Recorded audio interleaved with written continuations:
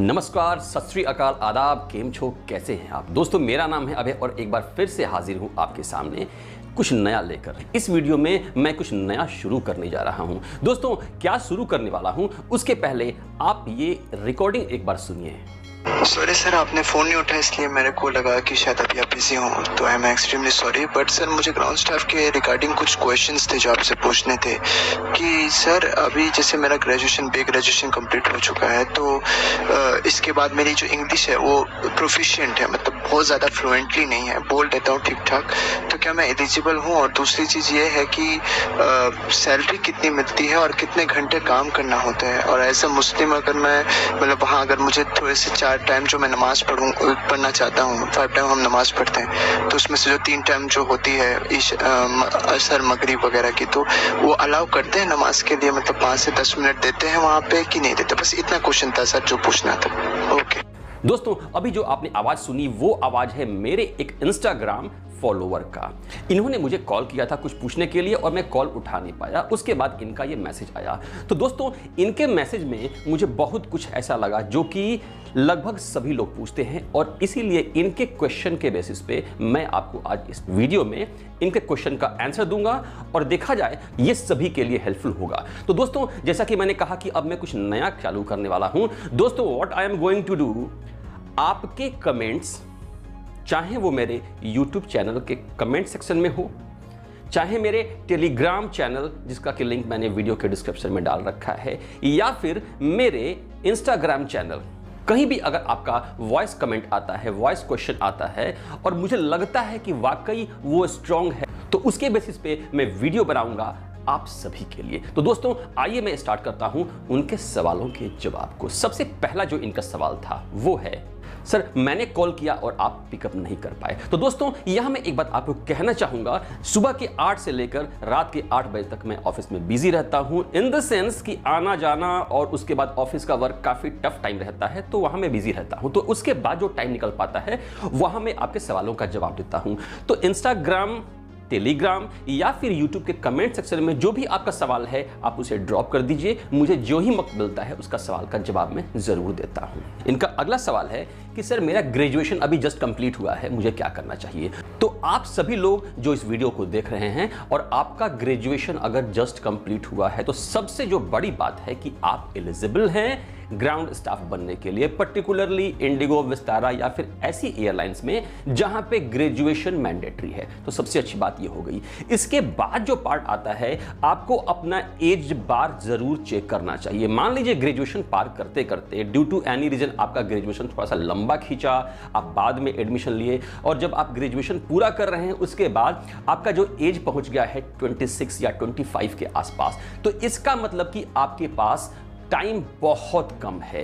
तो इसीलिए उसके अकॉर्डिंग आप अपनी तैयारी चालू कर दीजिए, खुद को इंटरव्यू के लिए प्रिपेयर करना चालू कर दीजिए। जो अगला सवाल है वो ये कि सर मेरी इंग्लिश उतनी अच्छी नहीं है, मैं फ्लुएंटली बोल नहीं पाता हूं। तो दोस्तों, आप सभी लोग अगर एयरलाइन, एयरपोर्ट में, खासतौर से एयरलाइन में जॉब पाना चाहते हैं, तो दोस्तों एक बात जरूर समझ लें, बिना इंग्लिश के बात नहीं बनने वाली। व्हाट आई मीन टू से, एक बार इंटरव्यू अगर आप क्रैक कर गए, आपका सिलेक्शन हो गया, उसके बाद जिस रीजन में वो एयरपोर्ट होता है, मैक्सिमम वहां के लोकल लैंग्वेज का वहां पर इंपैक्ट होता है। आप हरियाणा से हैं तो हरियाणवी इंपैक्ट आता है, दिल्ली से हैं तो दिल्ली का स्टाइल, कोलकाता से हैं तो बंगाली बोली जाती है, बिहार से हैं तो वहां उनका अपना लैंग्वेज चलता है। तो दोस्तों, इस तरह का, साउथ है तो वहां पे कनेडियन, तमिल, ये पंजाबी, बंगाली लैंग्वेज चलता है, लोकल लैंग्वेज चलता है, लेकिन आपका सिलेक्शन होने के लिए इंग्लिश जरूरी है। तो दोस्तों, बात करना चालू कीजिए, प्रैक्टिस कीजिए, इंग्लिश को स्ट्रांग बनाइए, क्योंकि बिना इंग्लिश के बात नहीं बनने वाली। जो अगला सवाल है वो ये है कि सर इसमें सैलरी कितनी होती है। तो दोस्तों, जब आप ग्राउंड स्टाफ ज्वाइन करते हैं, चाहे वो सिक्योरिटी में हो, चाहे कस्टमर सर्विस, चाहे रैंप या फिर कार्गो में हो, तो जो आपकी सैलरी होती है वो ऑन एन एवरेज 15, 16, 17 यानी 15 से 18 के आसपास ये वेरी करती है एयरलाइन टू एयरलाइन। क्या क्या आपको अदर अलावेंस मिलता है, अगर आप स्क्रीनर बन गए 2 महीने में ही, 3 महीने में ही, तो उसके लिए कुछ कुछ एयरलाइंस में आपको अदर बेनिफिट्स भी मिलते हैं। तो अगर विदाउट एनीथिंग अगर कॉमन लैंग्वेज में बात की जाए तो आपकी take home salary as a ground staff जो होती है वो होती है लगभग 17,000 के आसपास। 2-3 हज़ार नीचे भी आ सकता है और 2-3 हज़ार ऊपर भी आ सकता है। लेकिन हाँ, अगर ओवर टाइम के लिए आप एलिजिबल हैं और सब कुछ सही रहा तो ये आपको 20,000 से भी यानी 20,000 से भी ऊपर जा सकता है। नेक्स्ट क्वेश्चन है कि वर्किंग आवर कितना होता है। दोस्तों, एविएशन में अगर आप हैं तो ये सवाल मतलब कुछ अजीब सा होता है। वर्किंग आवर ऐसे तो आपको 8.5 घंटे का होता है, लेकिन ये डिपेंड करता है कि आप कहाँ पे हैं। आपकी जहाँ पे एलोकेशन लगी है, मैन पावर की शॉर्टेज है, फ्लाइट अगर डाइवर्ट हुई, फ्लाइट कैंसिल हुई, कोई वेदर इशू हो गया, सो इन दैट सिचुएशन 3-4 घंटे आपके आराम से निकल जाते हैं। तो नॉर्मली अगर देखा जाए तो आपके वर्किंग आवर्स होते हैं 8.5 घंटे के आसपास, कहीं आधा घंटा, कहीं 1 घंटा नीचे ऊपर। लेकिन अगर सिचुएशन थोड़ी सी भी डिफिकल्ट हुई, बारिश हो गई, वेदर खराब हो गया, फ्लाइट डाइवर्ट हो गई, फ्लाइट कैंसिल हो गई और कोई इशू आ गया, कोई स्पेशल मूवमेंट हो गया या जो कुछ भी हो, तो वहां पे ये कह पाना मुश्किल है कि आप 4 घंटे रुकेंगे या पूरी ड्यूटी आपको करनी पड़ेगी।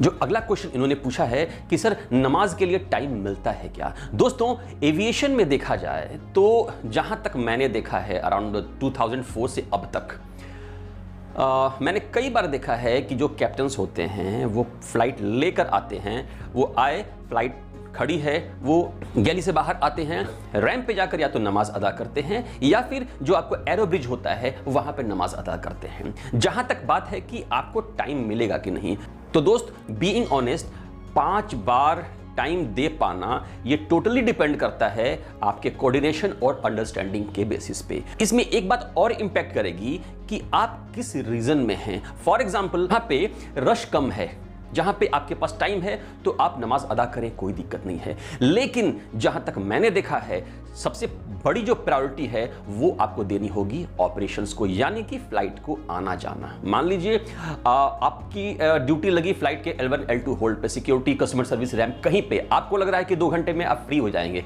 लेकिन कुछ इश्यू हो गया, फ्लाइट डिले हो गई या कुछ और भी हो गया, तो आपको वहां पर स्ट्रेच करना पड़ेगा। तो इन दैट सिचुएशन सब कुछ होने के बाद भी ये डिपेंड करता है सिचुएशन के ऊपर, ये डिपेंड करता है लोकेशन के ऊपर, ये डिपेंड करता है आप लोगों की अंडरस्टैंडिंग के ऊपर। दोस्तों, मैं यहां एक बार फिर से कहना चाहूंगा, आप वीडियो के कमेंट सेक्शन में कमेंट कीजिए, इंस्टाग्राम पे कमेंट कीजिए, आप मुझे मेरे किसी और सोशल प्लेटफॉर्म पे कमेंट कीजिए, खास तौर से इंस्टाग्राम पे वॉइस मैसेज भेजिए। अगर आपका वॉइस मैसेज मुझे पसंद आया, वाकई लगा कि इसमें दम है, तो मैं आपके वॉइस मैसेज को लेकर आपके सवालों के बेसिस पे मैं जवाब दूंगा वीडियो के माध्यम से। दोस्तों, वीडियो आपको कैसा लगा कमेंट में जरूर कमेंट कीजिएगा। चैनल अच्छा लगा तो लाइक, सब्सक्राइब और शेयर करें। मिलते हैं अगले वीडियो में, तब तक के लिए tata bye bye and take care.